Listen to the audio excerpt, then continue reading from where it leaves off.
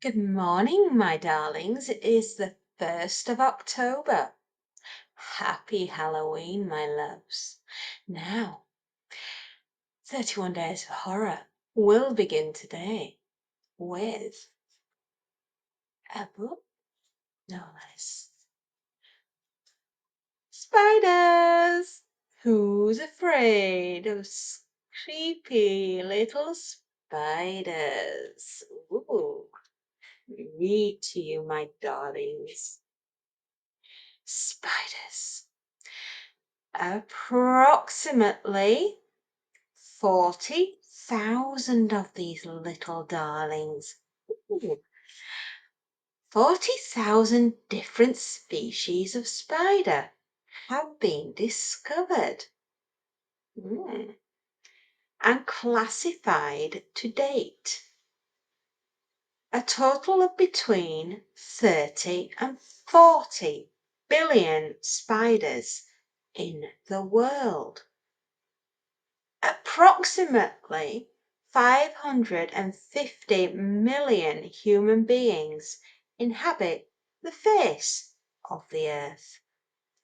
This gives a ratio of nearly 70,000 to 1 in favour of the spiders. Now, obviously, humans have increased since 1978 when this book was written, of which this is a first edition. Isn't she beautiful? Isn't she gorgeous?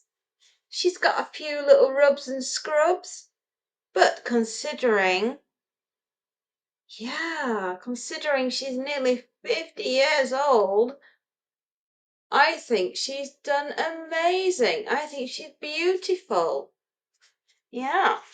So, this was written in 1978 and published by Hamlin Paperbacks.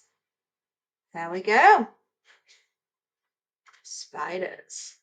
Now, this is quite a brutal novel, and it doesn't spare you anything, and the people that you would want to survive don't necessarily survive. Oh, well, they do for most of the book, but their deaths are quite gruesome and quite awful because these spiders are incredibly evil. So I will read a little bit for you. Dan worked until the light began to fade, and then he pottered about the house. He packed a suitcase and laid his clothes out for the next morning, ready to catch the early train. He shivered under a cold shower, looking forward to the day when central heating would be able to be in the house and ample supply of hot water. Feeling exhausted but not hungry, he went to bed around 10 o'clock. As he spiraled into a deep black sleep, he thought about the strange silence around the farmhouse, but tiredness soon pushed that and other thoughts beyond the edge of his mind. He woke suddenly, with no trace of drowsiness. The darkness around him was almost solid. Through the open window he heard the rustling of trees. But over that there was another sound through the blackness, a sliding, scraping, almost whispering noise. Dan's right arm throbbed, and feeling it with his other hand, he discovered it was blown up and soft and mushy to the touch. He squeezed the pulpy flesh. He could feel nothing but the thump, thump of pain along his arm. He screamed, his heart pounding wildly, and tried to sit up. Something held him back. like the thin rope across his chest. Heaving himself up, he heard a snap, and then he was free. He stared ahead into the solid, enveloping darkness. The ache in his arm was forgotten for the moment as he heard the sound again, sliding, scraping, almost whispering. Cold ripples of fear ran over his back, and waves of fear almost made him choke. But what was he frightened of? He wondered in a bizarre moment of lucidity. He stretched his hand through the darkness, trying to find the bedside lamp, a tall, old-fashioned brass type. His fingers found the lamp and he clutched it. Gasping with shock, he quickly pulled his hand away. Along the stalk of the lamp he felt hard, jagged bristles, not unlike rose thorns. But the stalk was moving. His strength almost gone, he reached out again, and trying desperately to ignore the scratching on his palm and the light tickling sensation across the back of his hand and up his arm, he found the switch and pressed it. Oh, damn, I bet you wished he hadn't. A circle of light flooded over the bed. The corners of the room and the window remained in shadow. Dan froze with terror, his hand still on the switch. The faded green carpet was covered with an undulating black mass which moved forward like a sea swell, up and over the bed. They stopped almost as soon as the light exposed them, trembling softly and silently. Then a few spiders began to move up Dan's left arm. The feathery touch of their legs snapped Dan into action. Raising his right hand, he moved to brush the insects off. Then he screamed when he saw what had happened to his arm. The whole arm, from the elbow down, was 3 times its normal size, puffed up like a huge bruised blister. The colour almost made Dan vomit. Dark blue, it was tinged with green and dark purple, and pulsed visibly like the underbelly of a dying frog. Hysterically, Dan tried to move out of the bed, but found himself held back. Across his chest clung the broken remains of a thick web, and round his legs the spiders had spun a criss-cross pattern of silk which he found impossible to break. His eyes widened with horror, and spittle ran from the corners of his mouth. He lay back, his mind blank, and feeling only the numbing fear that had taken over his body. He looked across at the window, his mouth hung open in a silent scream. On the window ledge, a dark shape the size of a large crab huddled in the shadowy gloom. Nothing in the room moved. Even the spiders on Dan's arm now stood still. Dan could not take his eyes from the black shadow at the window. He saw 2 indistinct tentacles rise from it and wave slowly from side to side. It was as if a signal had been given. the spiders began moving towards the bed, sliding, scraping, almost whispering. They crawled up the bed and over Dan, wave upon wave upon wave, pushing the front ranks forward.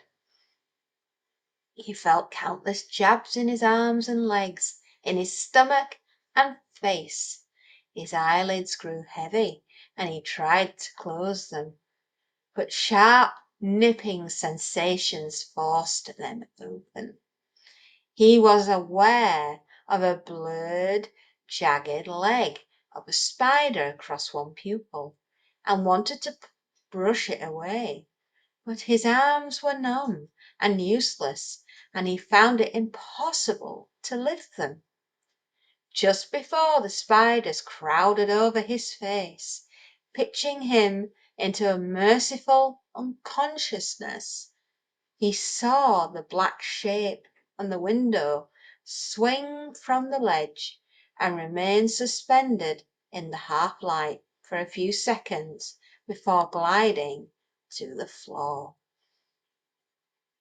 When the morning sun fingered its way through the open bedroom window, casting shadows of the climbing roses on the opposite wall, there were no insects or traces of web to be seen, but an emaciated figure with pieces of flesh hanging from its bones and two lidless eyeballs staring at the ceiling, lay stretched on the bed in the centre of the awful silence around Dragon's Farm.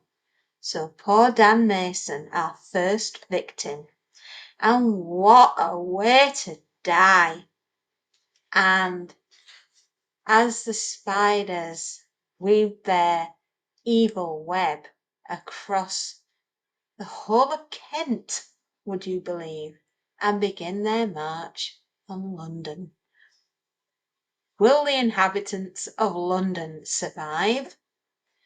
Will we eradicate the beasts? Who knows? You're going to have to read the book to find out.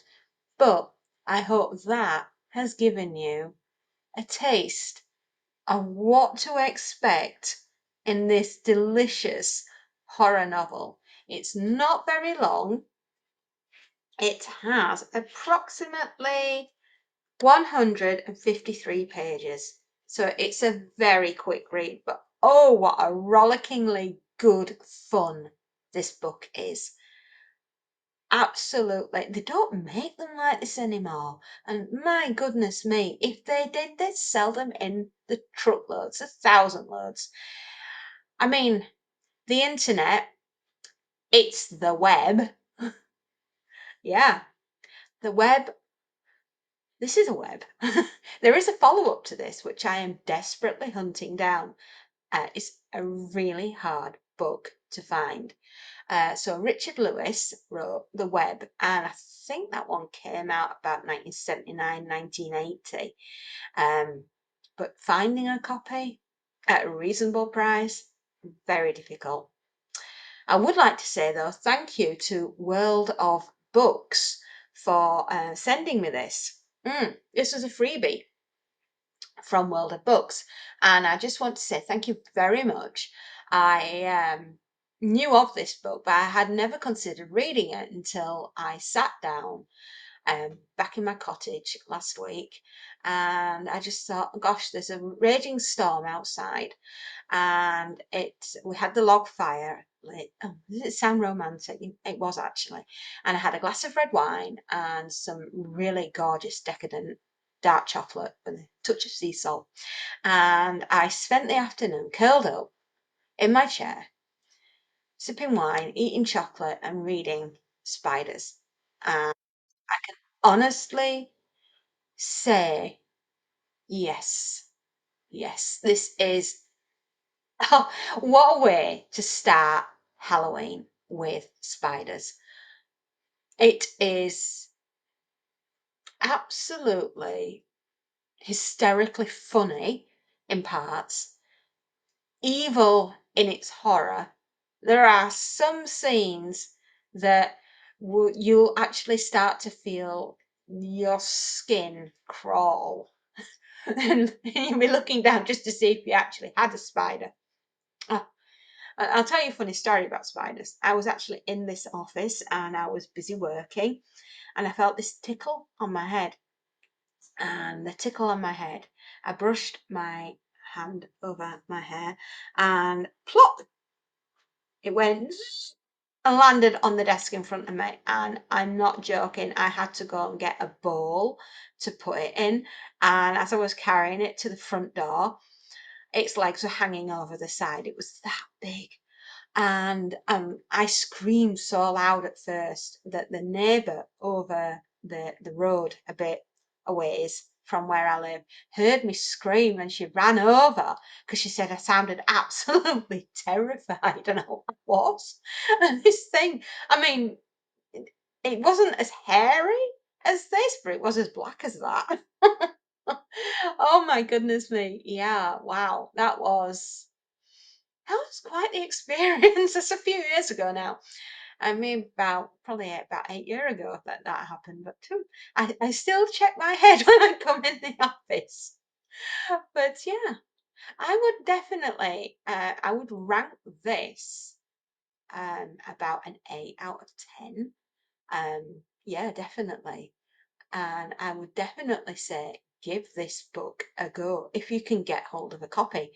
Um, the age-old problem as these books are getting older and not as many are surviving as we would have liked, they're getting harder to find. And well, as I say, thank you, World of Books, for sending this one to me.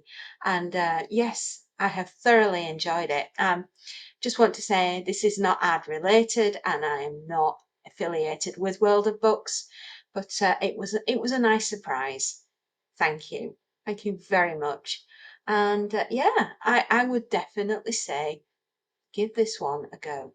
Right, you will love it. You really will. It's a proper good start to Halloween. It really is. And so, my darlings, I will leave you now.